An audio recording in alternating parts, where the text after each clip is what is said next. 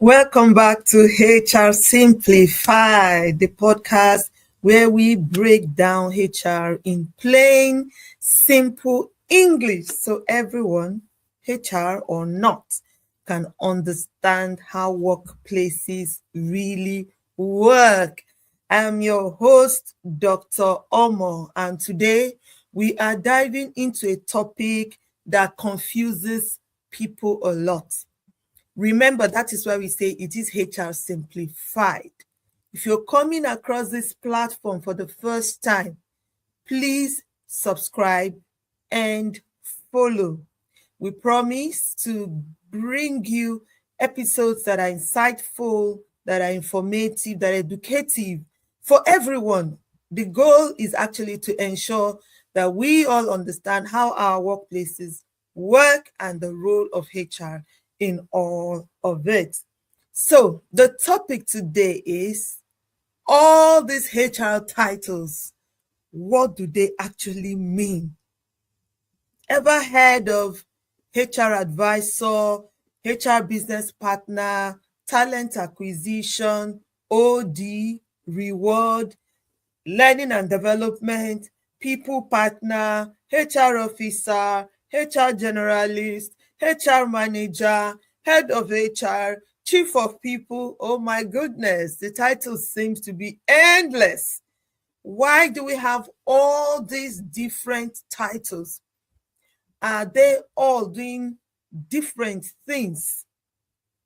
Or are they doing the same things that overlap? This is the episode where you can now understand and get rid of your confusion. Sometimes you look at an at a HR job advert and you think, what's the difference between all these roles? This episode is for you. By the end of today, we'll try to ensure that you understand the main types of HR roles, one, what each one actually does, two, how they all fit together, which roles are strategic versus operational. Remember, we talked about strategic and operational HR in episode 2. If you missed it, go watch it.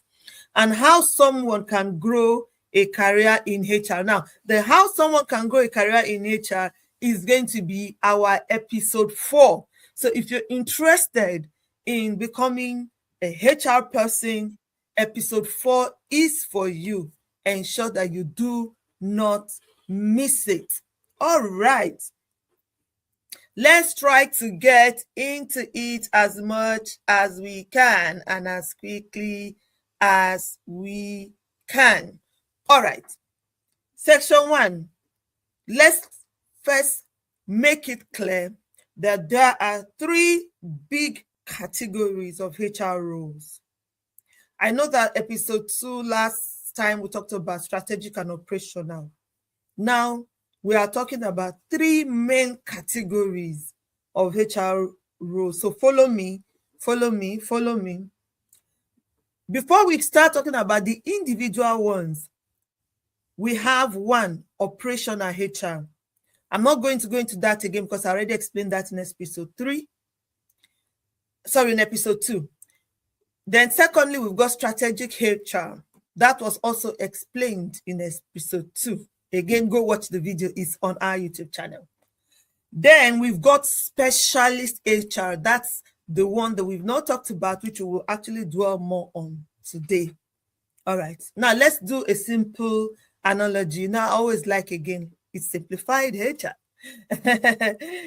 Operational HR is the engine. Remember, we're using a car last episode. Now, operational HR is the engine. Strategic HR is the steering wheel that's telling us where we're going, driving that car that maps out the journey, that says, okay, this is where we're going as a HR team or as an organization. Why specialist HR is the toolkit. So that tool that you have in the car, in case the car breaks down and it needs to be fixed, you just want to change your tires, without calling for assistance. Those tools that you have in the boot, that's your specialist HR. Okay, we keep using cars. Now, let's try to break them down as simply as we can. Operational HR, again, just to say, they deal with everyday people business and people issue. So they keep the organization running smoothly. And job titles under this role include: one, HR assistant slash HR administrator. What do? They handle paperwork. They process contracts. That include new contracts or contract amendments. They keep employee records from their entry to up to exit points in the organization. They support the recruitment chain, the recruitment process. So you've got recruitment specialists, but the HR assistant and administrators support them. And they help with onboarding. They are, as you can hear, the engine, because they are like the administrators in terms of paperwork, in terms of documents. If someone gets promoted, HR assistants will update their contract and system details. So they will also work with payroll to ensure that they now have the correct grade and payroll will pay this person properly. They are the people who organizes everything. They make everything tidy behind the scenes. They also improve processes. The second on the list of operational HR is the HR officers or HR coordinators, depending on what the title is in your organization. What's their role? They support managers with basic HR queries. So in many organizations, these HR coordinators and HROs have specialist areas in the department where they cover. And they cover basic HR issues that arise from those departments and those areas. They are covering areas. They help with sickness management. They assist with low-level employee relations, not complicated ones. And they coordinate training or recruitment. For example, if a manager needs help writing a performance improvement plan, it is usually a HR officer that guides them to be able to do that. So we think of them as the bridge between admin and advisory work. So they are sitting in between the admin who organizes and tidies everything and those who are the HR advisors. Now, who are HR advisors? These are the third personnel under the operational strategic category of HR. What do? HR advisors, they handle employee relation cases. They support grievance and disciplinaries. They coach managers on people issues, so they are coaches. They provide HR policy advice and they support restructures. So if there are restructuring happening in an organization, HR advisors will support to ensure that the process is fair, that disruptions are minimal and the change happens as planned or as wanted. So that is the role of the HR advisor. They are the third in the operational HR group. If two colleagues are in a conflict, for example, is the HR advisor that will help a manager to resolve it fairly. So whether they are doing this through investigations, grievances, disciplinary processes, whatever the process, settlements, it's HR advisors that work with managers to ensure that they do that. So we think of them as the go-to person for managers when problem arise. They are the problem solvers. In fact, in one of my roles as a HR advisor, I used to call myself the fire brigade because we are kind of forever putting out the fires. We are the ones that get called in when there is a problem. So those are the roles, main roles under the operational HR. They could be called different titles in your organization, but they are the three main categories under operational HR. Again, they are what?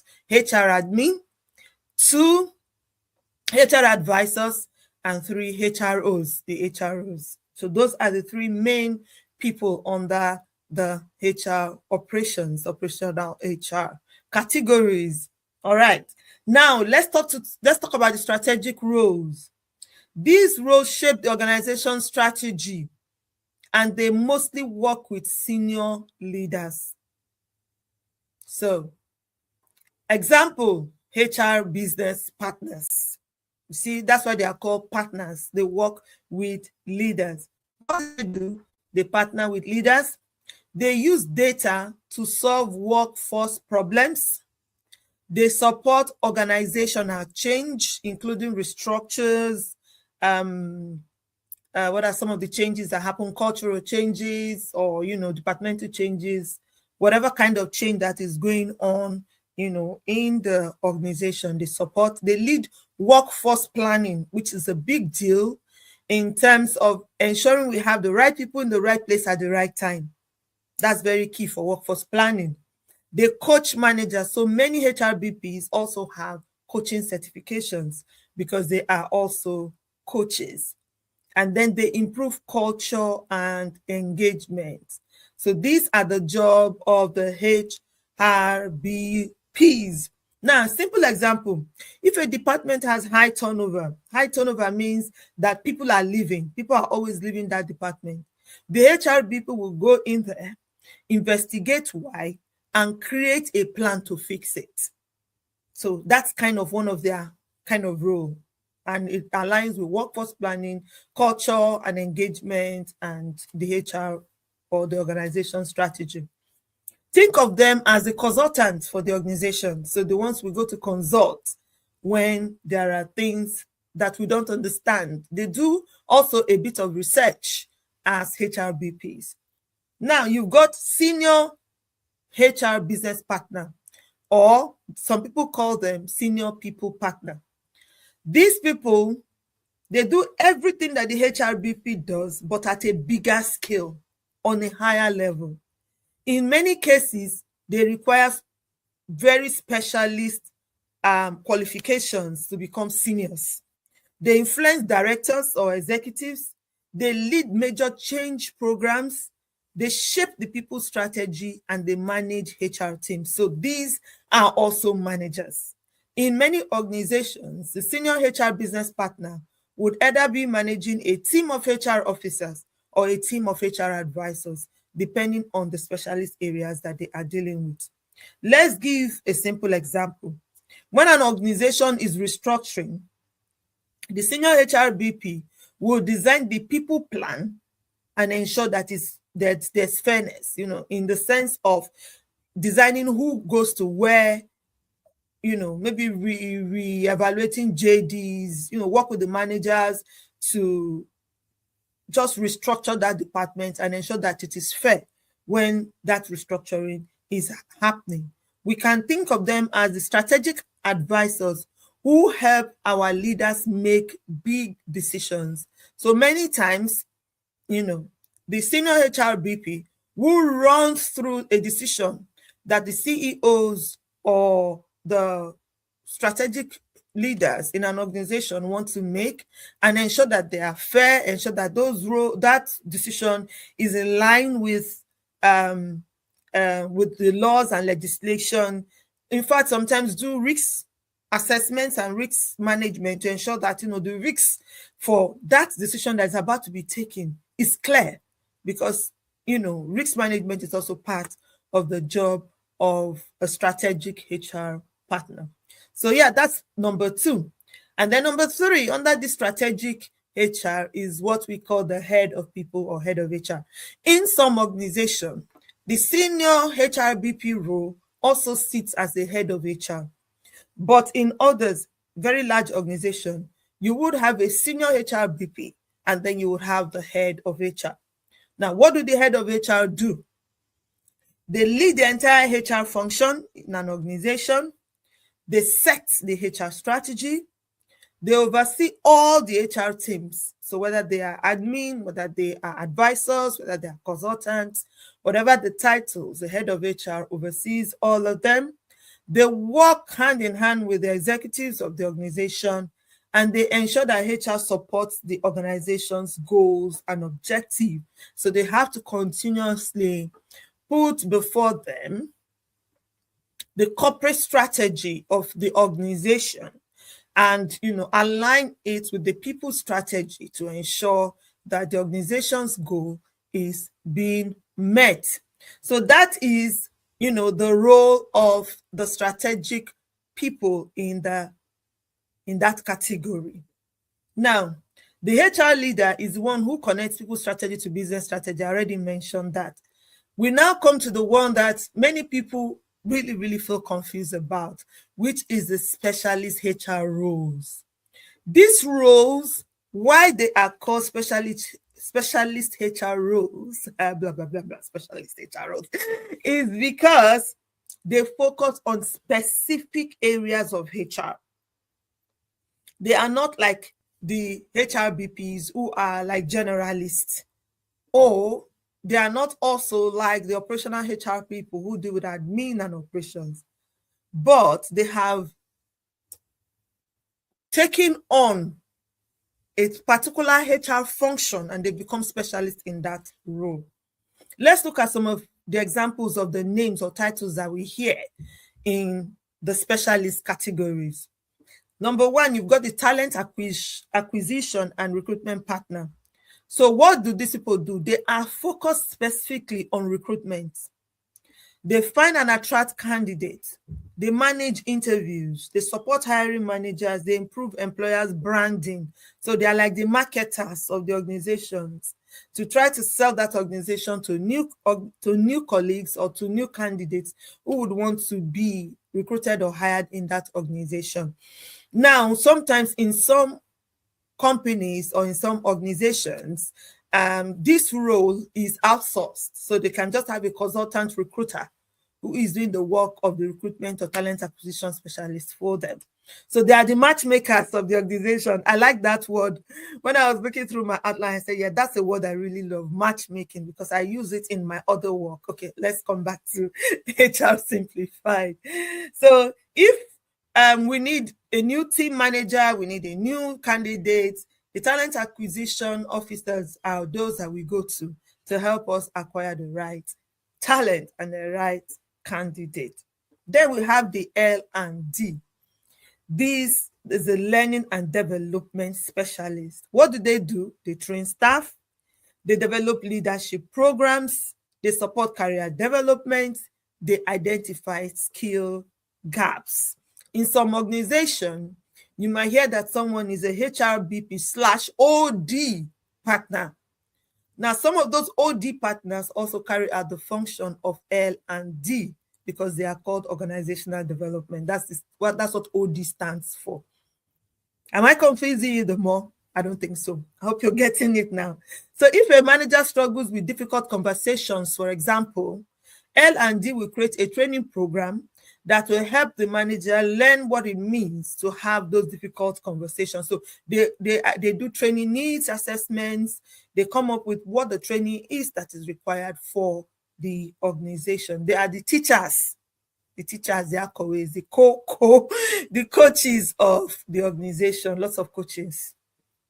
And then you have the OD. Now, in some organization, again, the OD is separate from L&D or separate also from the HRBP's function. And as a specialist role, what do OD officers do, or OD managers, or whatever the title is?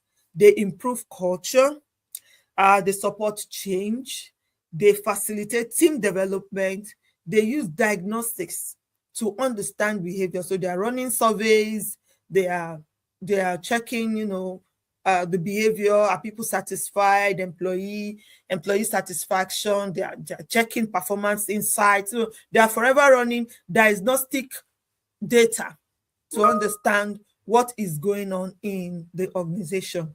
So if, for example, you've got a dysfunctional team, OD will run a workshop that will help them to rebuild trust, maybe create an away day where they will go and learn something, or they will go and work together to try to fine-tune and align or realign the structure of the team.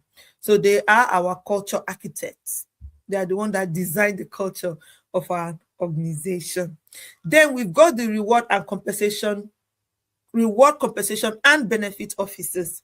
These ones, they set pay structures, they manage benefits, they ensure fairness, they benchmark salaries. So you can think about your payroll people in the organization, So if, for example, we are introducing bonuses or we are starting a new tax year like we just did in the United Kingdom, 1st of April was the beginning of a new tax year. And a lot of these reward and compensation and benefit officers were really busy to ensure that the increases, the bonuses for the new year are correct. And that's lots of work. So if they are the ones who design the schemes for the reward system in an organization. So they are the pay and benefit experts. They are the ones who ensure that your money is correct and you get the correct pay at the end of the day. Then we also have the HR systems and HRS officers. These people use software. So in some organizations, they are called HR analysts, HR analysts, and some of them are called business data analysts, HR business data analysts. But their work is to improve digital processes.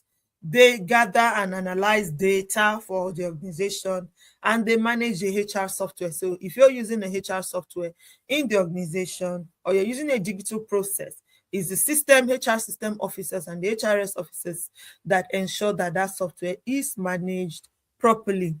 So if you don't even have one and want to acquire one, the HRS will lead the project to ensure that you acquire a system that works for your organization. So they are the brain tech, they are the tech people in HR. So those are the specialist HR roles that we have. Have I missed out anyone? If you think I've missed out any role, please leave that role in the comments and we'll talk about it, because we have talked about the three main categories. Now, let's quickly talk about how they fit together. How do they fit together? Imagine HR is a house. So this time we're not using the analogy of a car. We are using the analogy of a house. HR assistants are the foundation of the house. The HR advisors are the walls. They are building on the foundation of what the HR admin officers are doing. HR business partners are the architects, ensuring that the designs all fall into place for the house. Where will the kitchen sit? What corner will the garden be? Specialists are the electricians, the plumbers, the designers, the, what other people do you have? The builders, the mason, the specialist role who do all the fittings in the house. And the head of HRs are the project managers that are overseeing the whole build to ensure that the building is actually done to specification and that this is a good structure and that the building can stand the test of time. Everyone and every role contributes to the employee's experience. So from the moment you get into an organization as a staff till you exit, all of these roles work together to ensure that you are supported. Remember from our episode 1, we said the goal of HR is to ensure that we are supported to give our best at work, to be our best, to be motivated to give our best. And again, we said that HR is your friend. We are there to support you. Let me give you a short story to tie it all together. Let's imagine that we have a department in an organization with low morale and high turnover. This is a very common issue because once morale is low, you begin to have high turnover, you begin to have high sicknesses, people don't want to come to work, they're not motivated too. So here is how the different HR roles that we've outlined today can work together. Now, HR assistants will ensure that there's proper exit paperwork for those who are leaving.